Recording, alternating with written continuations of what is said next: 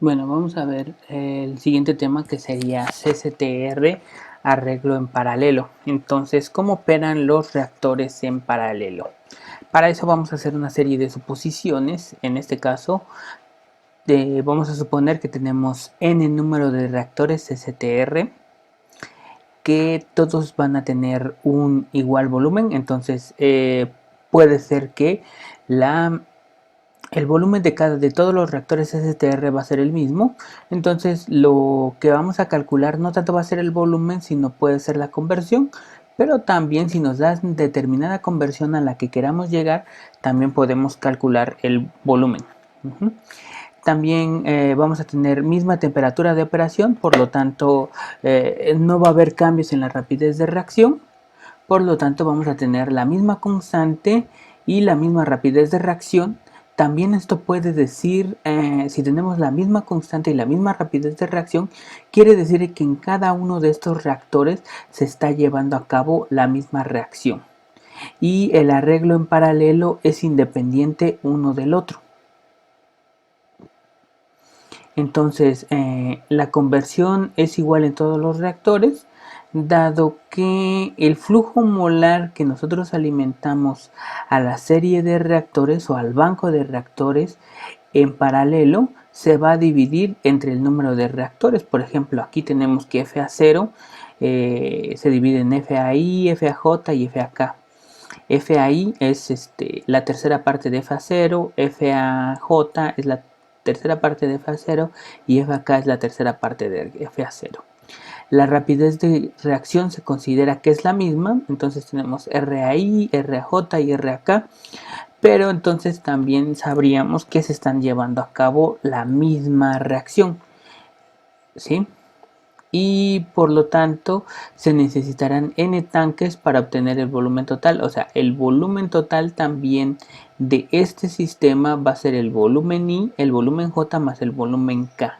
Ese sería el volumen. Entonces nosotros, como sabemos que el volumen de todos los reactores va a ser igual, pues para encontrar el volumen total tendríamos que multiplicar n, que sería el número de reactores, por el volumen de cada uno, por el volumen de un reactor individual.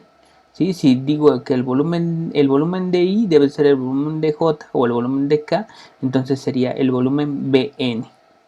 Y el flujo total, o sea,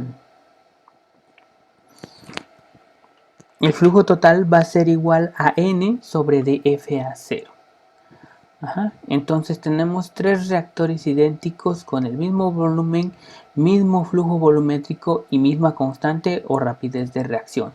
Entonces el volumen decimos que es igual a, el volumen total es BI más BJ más BK o 3 veces BN. O también tendríamos que sería volumen total va a ser igual a N más B, a N por B, perdón. Este sería B mayúscula. ¿Sí? Y el flujo molar, el flujo total, que sería este flujo que tenemos aquí, sería dividido entre de FAI, FAJ o FAK. Entonces, si multiplicamos por 3 a cualquiera de estos flujos molares, tendríamos la fórmula del flujo total va a ser igual al N, número de reactores, por el flujo que entra a cada uno de estos reactores. Nota que es importante FAN, porque FAN es el flujo molar que entra. Siempre vamos a querer el flujo inmediato al reactor. Nunca vamos a hacer los cálculos sobre el flujo total, ¿sí? El flujo total se divide y el flujo que entra en realidad a cada uno de los reactores o el flujo que utilizamos en los balances de masa molar siempre es el inmediato al reactor, nunca uno que haya pasado después de la división, porque si no vamos a tener problemas en cuanto al cálculo. Entonces sabemos que Ft0, o sea, el flujo total es igual al número de reactores por FAN o FA0N. Entonces sustituimos en la fórmula, tendríamos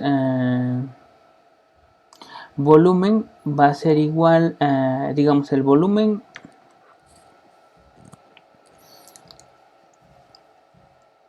el balance general nos dice que el volumen es igual a FA0 sobre D menos RA por X.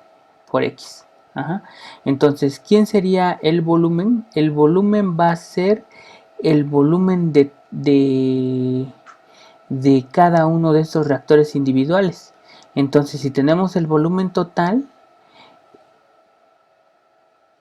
el volumen sería el volumen Bn entre el número de reactores. Y el flujo que vamos a estar alimentando aquí sería el flujo Bn. Entonces ese flujo Bn se va a dividir también entre el número de reactores y tendríamos que sería FA0 sobre Dn. Entonces a final de cuentas nos quedaría X multiplicado por XA sobre D menos RA. Y pues como estos dos están dividiendo, se eliminan y nos quedaría exactamente la misma fórmula. Probamos que el arreglo en paralelo sería lo mismo como si tuviéramos un reactor grande. ¿Sí? Podemos calcular